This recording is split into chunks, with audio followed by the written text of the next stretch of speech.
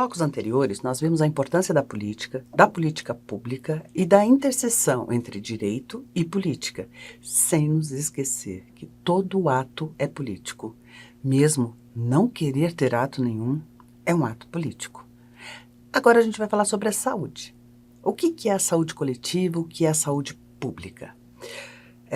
Existe sempre uma discussão no conhecimento do corpo. Esse conhecimento, quando só leva em consideração o que é biológico, o que é físico, nós podemos chamar de médico centrado. Ou seja, a explicação para as doenças sempre vão estar dentro do corpo. Pode até mesmo considerar a psique, mas ele permanece no corpo como forma de somatização. A Inglaterra foi a primeira a imaginar que a saída para os seus bons trabalhadores, saudáveis trabalhadores, seria o hospital. Seria o atendimento das pessoas que não estavam aptas para trabalhar. Foi um avanço muito grande, especialmente na época vitoriana, quando a gente fala do hospitalocentrismo, né, que é a forma de se curar através de um espaço geográfico, físico para todas as pessoas. Foi um avanço muito grande, porque todas as pessoas adoecidas estavam ali.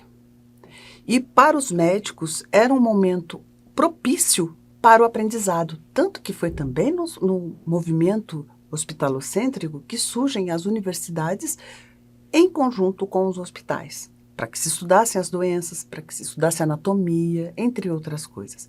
Sugiro até que vocês vejam a era vitoriana e a relação da era vitoriana e os hospitais e a saúde. Foi um movimento muito rico e que até hoje tem muita força no pensamento da medicina. A França tinha um problema muito sério com relação à urbanização. As pessoas saíram do campo e foram para as cidades, e as cidades eram vistas como sujas. A condição de vida nas cidades eram as piores possíveis. Então a Inglaterra tinha um problema dos seus trabalhadores, a França tinha um problema com as suas cidades.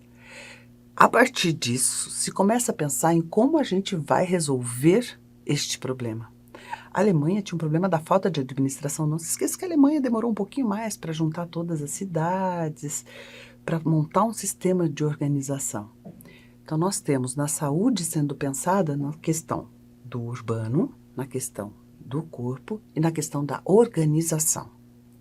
Os paradigmas em saúde passam a ter uma outra característica. O conhecimento científico, o que é conhecimento científico a partir da era vitoriana, traz novas formas de se pensar nas causas das doenças.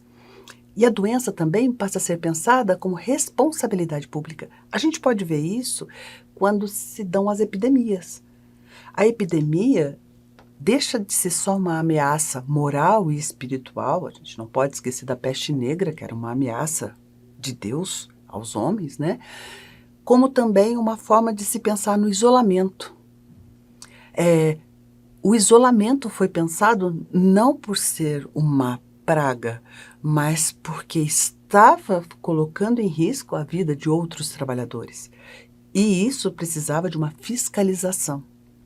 Essa fiscalização necessária, junto com os relatórios que foram feitos a partir da era vitoriana em especial, para que se fizesse o acompanhamento da higiene e da fiscalização das condições salubres e insalubres de cada região, fez com que começasse a se manter uma nova visão sobre a saúde. A saúde deixa de estar só ao lado do corpo, deixa de estar só ao lado de condições médico-paciente, e ela começa a ser uma saúde voltada para o público, para a população.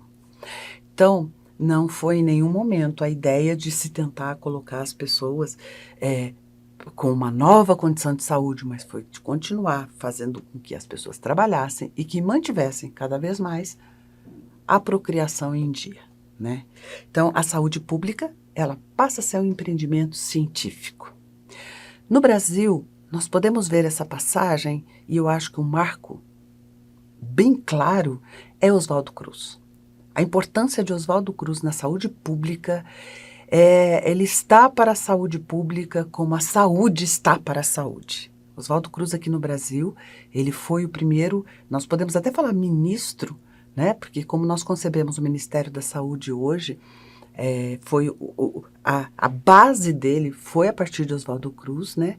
E a partir dele a saúde passa a ser uma questão pública e não individual. A gente pode ver através das campanhas de saúde e vacinação obrigatória. Com ele são dados os primeiros passos para a criação de uma representação política da saúde. Pensem, quando a gente fala em vacina, em campanhas, nós não estamos falando no Brasil apenas de uma ação biológica, nós estamos falando de uma representação política, que inclusive nós aprendemos na história que teve uma resposta política. Toda ação política vai ter uma resposta política, né? Então o Departamento de Saúde foi embrião do Ministério da Saúde, e o Ministério da Saúde nasceu da Lei 1920, né, de 1953. Uma das coisas importantes que também ocorreram para essa relação da saúde pública, coletiva e a legislação foi a CLT. Porque através da CLT, em 1943, foi a primeira vez que se relaciona a saúde ao trabalho. Quer um exemplo? Assistência médica e licença gestante, que estavam incluídos na nossa CLT, na Consolidação das Leis Trabalhistas, de 1943. Vou dar um salto, porque tudo que acontece depois, e eu sugiro que vocês estudem sobre o INSS, né, o INPS, o INAMPS, os fundos, Lei Eloy Chaves, essas partes todas são extremamente importantes para se chegar ao movimento sanitarista.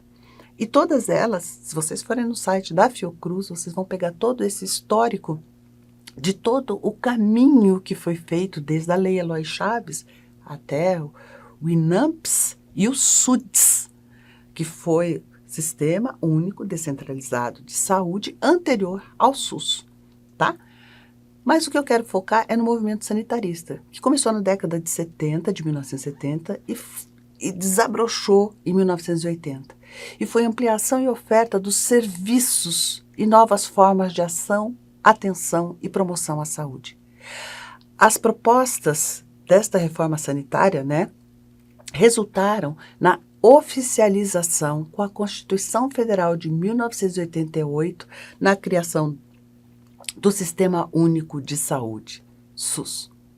Ou seja, o SUS nasce da Lei Federal 8080 de 1990 e dispõe sobre as condições para promoção à saúde, proteção à saúde e recuperação da saúde. Em nenhum termo é usado a doença. E sempre se fala na saúde, porque o que se pretende sempre com o SUS é se trabalhar com o conceito de saúde.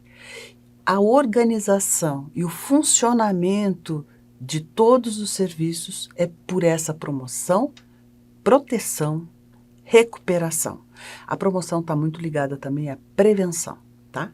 A Lei Federal 80.142, de 90 também, dispõe sobre a participação da comunidade na gestão do SUS e sobre as transferências intergovernamentais de recursos financeiros na área da saúde. Lembrem, a Lei 8.142, de 90, é que vai fazer com que nós consigamos ter todas as discussões e desenvolver todas as discussões relacionadas às políticas públicas. Aqui é a chave. É aqui que nós entramos para trabalhar com todas essas questões que serão voltadas às políticas públicas.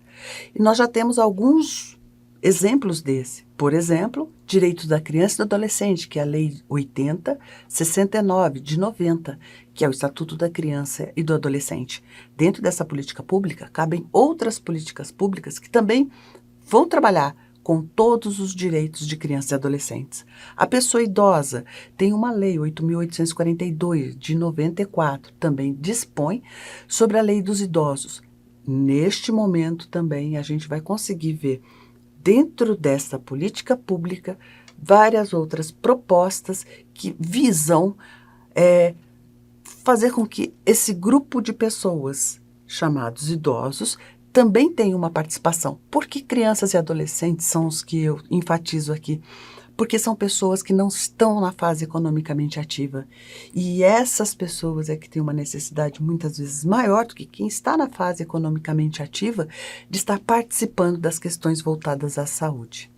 A política também para pessoas com deficiência, que é a lei de inclusão, né? Essa política também trabalha com as questões voltadas à autonomia e à capacidade desses cidadãos. As pessoas com deficiência, elas não podem, de forma alguma, serem vistas como não cidadãos ou menos cidadãos que as outras pessoas. Então, todas as vezes que nós trabalhamos com políticas públicas, a gente tem que levar em consideração e refletir. Finalizando, nós vimos então a importância das políticas públicas, nós vimos a importância da política e das relações políticas, e nós vimos também a relação entre saúde e política. Mas a gente tem que pensar o seguinte: o corpo biológico é a matéria de estudos da biologia. Essa é apenas uma parte de se fazer ciências humanas. A doença que está no corpo não é o corpo, é apenas um fenômeno, um acontecimento, não é a pessoa, não é o cidadão. O fato de termos uma lei não significa a aplicação dela. Nós podemos ver, por exemplo, que existe um protocolo para determinados medicamentos, né, na saúde. Isso não significa que o médico vá utilizar aquele medicamento ou que a pessoa vá utilizar aquele medicamento. O processo de escolha faz parte do direito da discricionariedade. E esse direito é um processo político. Não aceitar determinados tratamentos, não aceitar determinados protocolos pelo cidadão ou pela pessoa, quer ele seja um médico ou quer ele seja a pessoa assistida, faz parte de um direito. Toda pesquisa deve começar por documentos. A fundamentação teórica é a base. Em primeiro lugar, a gente deve avaliar a política constitucional, o que diz a nossa Constituição, a lei que perpassa todas as outras leis. Analisar as políticas públicas. Por exemplo, já existem decretos, leis, referendos, portarias que tratam disso, porque muitas vezes você está brigando ou pedindo ou fazendo alguma demanda que ela já existe, ou então que ela é impraticável do ponto de vista legal. Essa é a primeira parte que você tem que ler. E daí depois você avaliar, a partir do momento que foi feito, ou as que já estão feitas, qual é a eficiência, a eficácia e a efetividade. O tempo todo a gente tem que estar pautado sobre esses três principais conceitos. Outra coisa importantíssima quando a gente fala em políticas públicas, o orçamento. Da onde virá o orçamento para essa política pública? Por isso, é imprescindível que quando nós formos trabalhar com políticas públicas, a gente não trabalhe só com o direito ou com a saúde, com médicos. É imprescindível que nós tenhamos geógrafos, historiadores, matemáticos, físicos, enfim, a depender da política qual você quer instaurar, quer pensar, você tem que convidar para essa discussão outros profissionais que também fazem o conhecimento dessa área. Nunca será uma intervenção. A política não pode aprisionar as pessoas às quais ela está tentando promover, né? Sempre uma proposta de ação. Sempre tem que ser respeitada a cultura e a crença das pessoas que precisam das políticas públicas. E, se você chegou até aqui, é porque você tem um plano. E eu tenho a certeza que você o levará para frente. O mais difícil foi chegar até aqui, onde você está agora, neste momento. Daqui para frente, você é mais que vencedor. Torço por você. Bom curso, bom trabalho. Gratidão.